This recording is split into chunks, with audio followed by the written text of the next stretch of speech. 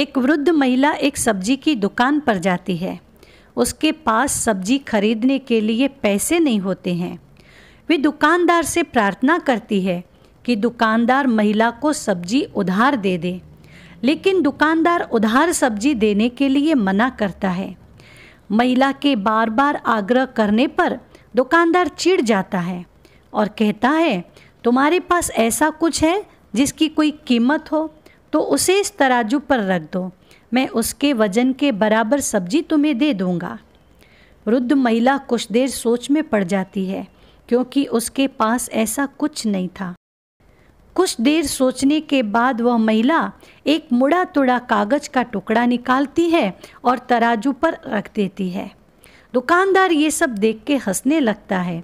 फिर भी दुकानदार थोड़ी सी सब्जी तराजू के दूसरे पल्ले पे रखता है। फिर क्या हुआ जानते हैं?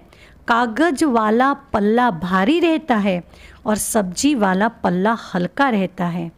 इस तरह दुकानदार सब्जी रखता जाता है, फिर भी कागज वाला पल्ला ही भारी रहता है। तंग आकर दुकानदार उस कागज को उठाकर पढ़ता है और देखता है कि इस कागज में क्या लिखा है। दुकानदार ने जब कागज पढ़ा तो उस कागज में लिखा था, हे भगवान, हे ईश्वर, हे परमेश्वर, अब तुम ही हमारे साथ हो और तुम ही हमारे साथी हो। दुकानदार को अपनी आंखों पर यकीन नहीं हो रहा था। वो उतनी सब्जी तो उस महिला को दे देता है।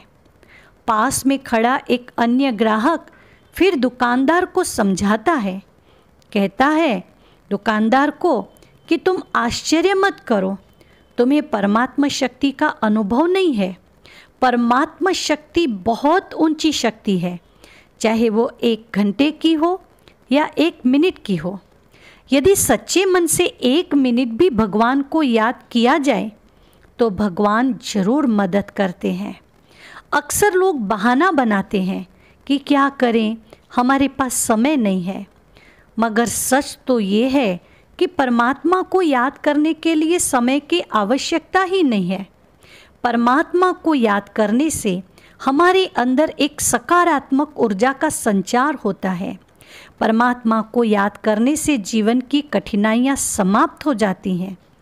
जरूरी नहीं है परमात्मा को याद करने से कुछ मांगा ही जाता है। जो आपके पास है उसका धन्यवाद भी करना है। इससे आपके अंदर का अहम नष्ट होगा और एक कहीं अधिक समर्थ व्यक्तित्व का निर्माण होगा। भगवान को याद करने से हमारे अंदर रहे हुए ईर्ष्या, क्रोध, घृणा, द्वेष, विकार, इन सब से हम मुक्त हो जाते हैं।